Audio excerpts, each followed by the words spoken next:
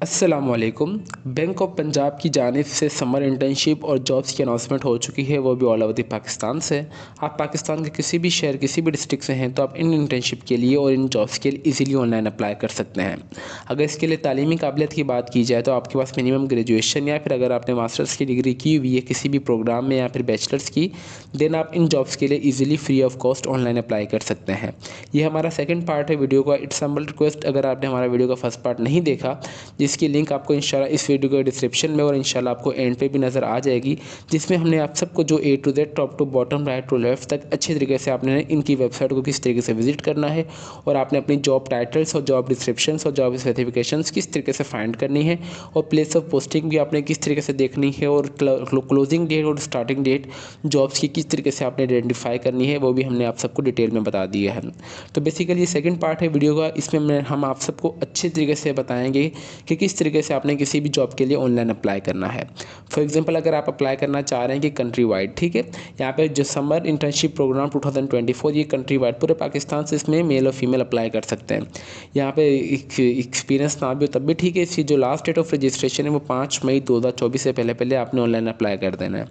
आपने सिंपली किसी भी जॉब के लिए अप्लाई करना है तो आपने उसके आ जाना है अप्लाई नाउ के प्रोसेस पर।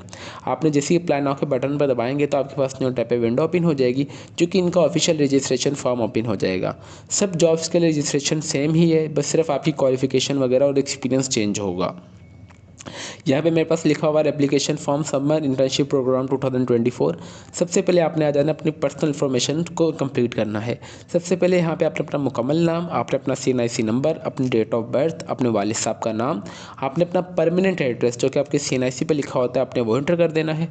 फिर आपने अपना डिस्ट्रिक्ट कौन सा है आपने वो एंटर कर देना है, पाकिस्तान के आप कौन से डिस्ट्रिक्ट से हैं, कौन से सिटी से हैं, प्रेजेंट एड्रेस आपका कौन सा आपने वो एंटर कर देना है।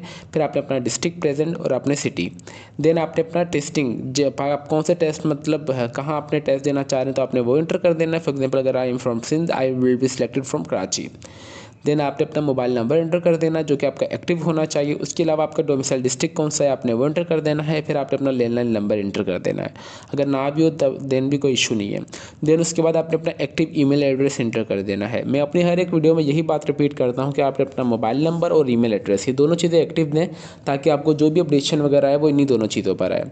फिर आप शादीशुदा हैं या नहीं आपने वो एंटर कर देना है। फिर आप जेंडर मेल या फीमेल्स या अदर से आप वो भी अप्लाई कर सकते हैं। आपका मज़हब कौन सा आपने वो एंटर कर देना है। फिर आप डिसेबिलिटी हैं या फिट हैं या वेल हैं या डिसेबल है। अगर आप डिसेबल हैं तो आप इनको यहाँ पे बाकायदा प्रूफ भी देंगे। अगर आप फिट हैं तो सिंपली यहाँ पे अगर फॉर एग्जांपल यहाँ पे आ रहा है तो मेरे पास यहाँ पे डिसेबिलिटी नेचर आ चुका है। अगर मैं यहाँ पे फिट एंड वेल कर दूंगा तो मेरे पास यहाँ से ये वाला ऑप्शन चले जाएगा। मैं आप सबको इसलिए डिटेल में ये बता रहा हूँ ताकि आप सबको कोई अप्लाई का प्रोसेस के लिए मुश्किल ना हो। देन उसके बाद यहाँ पे हमारे पास सेकंड आ रहा है एकेडमिक क्वालिफिकेशन। जैसे ही मैं एकेडमिक क्वालिफिकेशन पे एंटर करूँगा तो मेरे पास न्यू टैब पे विंडो ओपन हो जाएगी। यहाँ पे मेरे पास लिखा हुआ आ रहा है कि मेरे पास कौन सी डिग्री है, ठीक है, बैचलर से मास्टर्स की है तो ठीक है। उसके अलावा एजुकेशन लेवल मेरा क्या है, एजुकेशन लेवल जो है मेरा बैचलर से 4 साल का मैंने वो एंटर कर दिया है। फिर मेरा डिग्री नेम क्या है, डिग्री नेम मेरा फॉर एग्जांपल यहाँ पे अगर मैंने कोई भी BCom BS वगैरह किया हुआ है तो मैंने यहाँ पे वो एंटर कर देना है। फॉर एग्जांपल मैंने BCS किया हुआ है। फिर ग्रुप स्पेशलाइजेशन, इसके अलावा आप यहाँ पे से कोई भी सिलेक्ट कर सकते हैं। मैं यहाँ पे कर लेता हूँ, मेरा है ये देखिए मैट्रिक वगैरह हर एक चीज़ आ रही है, ठीक है। अगर मैंने कोई यहाँ पे BS किया हुआ है तो मैं सिंपली यहाँ पे आ जाऊँगा और मैं BS एंटर कर दूँगा। मेरा यहाँ पे लिखा होगा BS MS MB, यहाँ से आप सबने अच्छे तरीके से देख लेना है। उसके अलावा अगर फॉर एग्जांपल BBA हम सेलेक्ट कर लेते हैं। ग्रुप स्पेशलाइजेशन मेरी कौन सी है, ठीक है, यहाँ पे हमने रिसोर्स मैनेजमेंट में किया है, इंजीनियरिंग में किया, अदर्स में किया, आपने वो एंटर कर देना है। देन उसके बाद आपका रिजल्ट आ चुका है यानी वी आर वेटिंग में, आपने वो एंटर कर देना है। कौन से साल में मुकम्मल की है आपने, कितने परसेंटेज आपकी CGPA है वो इंटर कर देना। फॉर एग्जांपल हमारी CGPA तो मैंने यहाँ पे CGPA, देन मैं यहाँ पे अपनी CGPA एंटर कर दूँगा।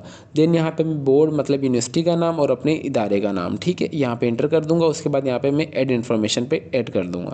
जैसे ही मैं यहाँ पे ऐड करूँगा तो मेरे पास यहाँ पे फॉर एग्जांपल आप चाहें तो यहाँ पे मैट्रिक वगैरह ये इधर से चाहें तो आप फॉर एग्जांपल अगर आपने यहाँ पे किया हुआ है तो बैचलर्स या मास्टर्स अगर यहाँ पे आ जाए तो हमारे पास यहाँ पे आ रहा है, अगर आपने पीएचडी वगैरह एमफिल की देन भी आप अप्लाई कर सकते हैं। फॉर एग्जांपल अगर मैंने ये एक जॉब मैंने जो 4 साल किया है तो एजुकेशन में मैंने ये एंटर कर दिया है, ऐड करने के बाद यहाँ पे सिंपली मैं ऐड के बटन पर दबा दूंगा, देन अब मेरे पास ये अगेन पोर्टल ओपन हो जाएगा।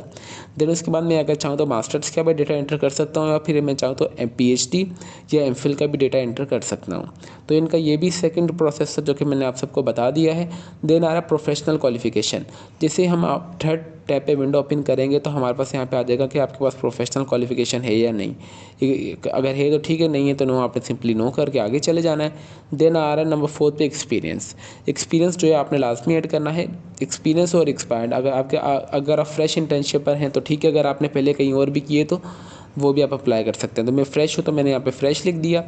यहाँ पे ये छोड़ दें इफ़ ईयर आप इसे छोड़ दें। नेचर ऑफ एक्सपीरियंस आपके पास कौन सा है आपने वो एंटर कर देना है। बैंकिंग का है, कौन से ग्रेड का था आपने। फॉर एग्जांपल यहाँ से अगर मैं कर दूँ बैंकिंग के बाद यहाँ पे मेरे पास ग्रेड आ जाएगा, कौन सी बैंक में आपने काम किया है, कितने टाइम से लेके कितने टाइम तक, आपकी वहाँ पे कौन सी पोजीशन थी, बैंक का क्या नाम था और असेसमेंट आप वहाँ पे कौन सी करते थे।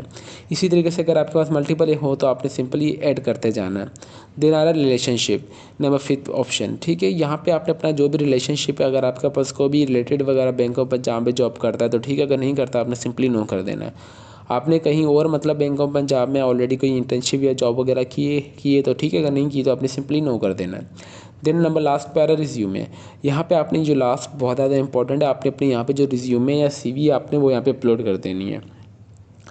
अच्छा, मोस्ट ऑफ द कैंडिडेट्स ना मुंह उठा के कोई भी सीवी अपलोड कर देते हैं, तो आपने ये गलती नहीं करनी है। आपने जो अपनी सीवी वो आपने अच्छे तरीके से खुद से बनानी है। मैं कुछ आपके साथ मैं आपके साथ कुछ टिप एंड ट्रिक्स शेयर कर देता हूँ ताकि जिससे आप सबको होपफुली मदद मिल जाएगी। आपकी जो सीवी है वो टू द पॉइंट होनी चाहिए, ए टू जेड होनी चाहिए, ना उसमें ज़्यादा कमी पेशी होनी चाहिए, ना ही आपने उसमें इतना कम डेटा एंटर कर देना है। बस टू दी पॉइंट होनी चाहिए और आपकी जो सीवी है बिल्कुल बुलेट पॉइंट्स में होनी चाहिए। देखें, आप किसी भी जॉब वगैरह के लिए अप्लाई करते हैं तो सबसे पहले जो आपकी कॉल लेटर वगैरह आती है वो आपकी सीवी देखकर ही आती है। तो इट्स हम्बल रिक्वेस्ट, आपकी जो सीवी है वो अच्छे तरीके से मॉडर्न और प्रोफेशनल होनी चाहिए। अगर आपको सीवी बनाने नहीं आती तो मैं अपने इस वीडियो को डिस्क्रिप्शन में व्हाट्सएप ग्रुप की लिंक शेयर कर दूंगा। आप चाहें तो हमारे से व्हाट्सएप के थ्रू ऑर्डर पे भी सीवी बनवा सकते हैं, वो भी बिल्कुल मुनासिब चार्जेस में। तो ये इनका सिंपल सा कंप्लीट प्रोसेस था। आपने सिंपल अपनी सीवी अपलोड कर देनी है, देन आपने सिंपली सबमिट एप्लीकेशन पर दबा देना है। उसके दबाने के बाद जो आपके पास वेलकम स्क्रीन आ जाएगी कि आपका एप्लीकेशन फॉर्म है जो सक्सेसफुली सबमिट हो चुका है। इंशाल्लाह नेक्स्ट प्रोसेस के लिए हम आपको कॉल, एसएमएस या ईमेल या आपने इनकी वेबसाइट को विजिट करते रहना है with the passage of time. तो ये इनका सिंपल सा प्रोसेस है जो कि मैंने आप सबको डिटेल में अच्छे तरीके से बता दिया है। हमने इसीलिए 2 वीडियोस बनाई हैं कि एक वीडियो में हम आप सबको एडवर्टाइजमेंट बता दें कि किस तरीके से अपनी एडवर्टाइजमेंट बनानी है, एडवर्टाइजमेंट को रीड करना है और वेबसाइट को किस तरीके से रीड करना है, और सेकंड वीडियो में हम आप सबको डिटेल में आराम से बता दें कि किस तरीके से आपने इन जॉब्स के लिए, इन इंटर्नशिप्स के लिए किस तरीके से ऑनलाइन अप्लाई करना है। तो इट्स सिंपल रिक्वेस्ट, आपने अभी तक भी अगर हमारी वीडियो को लाइक नहीं किया तो लाजमी कर लीजिए और बेल आइकन को दबा दें ताकि हमारी हर आने वाली वीडियो का नोटिफिकेशन आप तक ईजिली पहुँच सके। इसके अलावा अगर आपने किसी भी जॉब के लिए अप्लाई करना है तो फॉर एग्जांपल मैं करना चाह रहा हूँ RMSCM के लिए, आपने सिंपली अप्लाई के बटन पर दबा देना। आप शायद समझे कि सारी जॉब्स के लिए अप्लाई का प्रोसेस चेंज है, नहीं सबके लिए अप्लाई का प्रोसेस सेम ही। आप देख सकते हैं कि सेम एप्लीकेशन फॉर्म ओपन हो चुका है। बस आपकी एकेडमिक क्वालिफिकेशन और आपका प्रोफेशनल एक्सपीरियंस ठीक है, क्वालिफिकेशन, यही दोनों चीज़ें चेंज होगी। उसके अलावा आपका सारा डेटा बिल्कुल सेम ही रहेगा। तो इट्स हम्बल रिक्वेस्ट, आपने अगर चैनल को अभी तक सब्सक्राइब नहीं किया तो लाजमी कर लीजिए और बेल आइकन को दबा दें। तो फिर मिलते हैं नेक्स्ट वीडियो में, तब तक के लिए अपनी दुआओं में हमें बहुत ज़्यादा याद रखें। अल्लाह हाफिज़।